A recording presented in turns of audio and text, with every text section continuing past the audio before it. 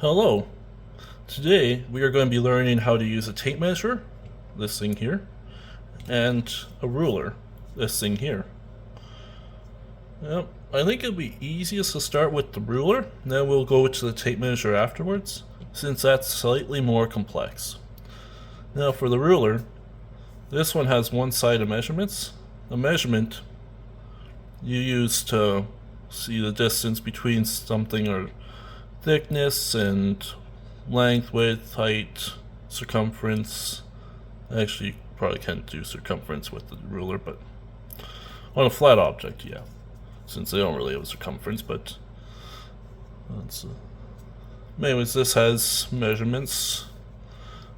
Usually it's an imperial style of inches and a metric of centimeters or millimeters. Well, little millimeters with it. Some do have meters and feet, but those are big rulers. And now to mention, the backside doesn't really have anything, since some probably do, but this one doesn't, since it's flat and nice and wooden. You know, nice and wooden. And there's not too much to this. It's wood, and well, let's do an example here of how to use it. We got this cookie box, ginger break time cookies, crunchy. They are actually really crunchy, and I have yet to try them with milk. I should be trying them with milk, but you know, I just didn't get to that. They are enlarged to show texture. So, you know, let's see the size of a cookie. Last video I did show how to or 2 videos ago I showed how to open and close this. So if you missed that video, well, you'll get a quick kind of show how to do it. All right, now you got this cookie here, and that's how you open and close it. Now the cookie is if you are using American units, the cookie is about the size of an inside of an Irwin tape measure. So that's one measurement for it. And in the box, you are about approximately 2 inches in size for the cookie, which goes to about 5.2 centimeters or 52 millimeters. And yeah, simple conversion stuff. Like, you can do that by thinking, but now in contrast, the cookie itself is about it's about an inch and 7/8, or an inch and 7/8, or 7/16, or 15/16, somewhere around there. Or in other terms, about 50 or 5 centimeters, or 4.9 centimeters, 49 mil to 50 mil. Not much of a difference, actually.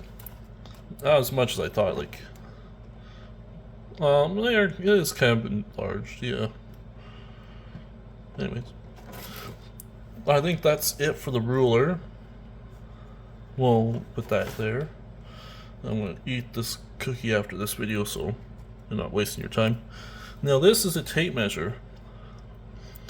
This measurement here, that's feet, 16 feet. It goes. If you go over try to go over 16 feet, it won't like it, and it'll actually show on the tape measure end or stop or at the 16-foot mark. And you know, you got this little clip here, so you can clip it to things like your ruler. Now you got a hammer. Another interesting use, or another use for a tape measure, is a hammer. You can hit things with it. To disable hammer mode, you take the ruler and just block it. Oh, did I scratched the ruler a bit. Oh well. And to use the ruler or tape measure, you pull this out a bit. This little tab here. You pull it, and you see your measurement. This box is about 6 inches large. Some tape measures have millimeters and centimeters too. Some have only feet, some only have centimeters. It's sometimes it's one or the other or both. Sometimes it changes, and you can keep going. You know, actually that looks pretty cool on camera. But anyways, to lock, say if you got your measurement and you want to lock the tape measure in place, you take this thing and you push it down and it locks it. Pretty neat, huh? And to loosen up, you can hold this and pull it back to make it a controlled stop, but what I like to do when I was young, even now, is just not even hold the end and just let it rip. I would say that's a lot cooler. That's pretty much the use of a tape measure here and a ruler. And that will be about the end of this video. Bye.